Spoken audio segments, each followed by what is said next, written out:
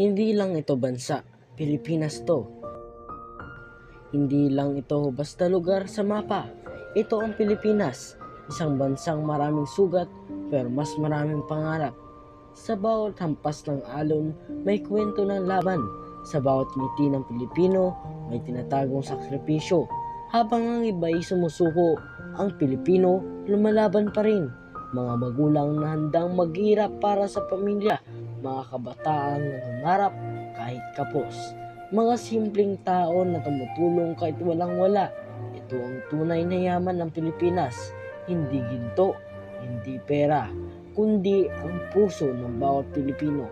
At kahit ilang bagyo pa ang dumaan, hindi matitinag ang lahing sanay bumangon.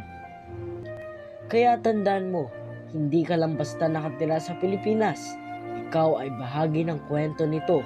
At ang kwento mo, isa sa magpapatuloy ng laban.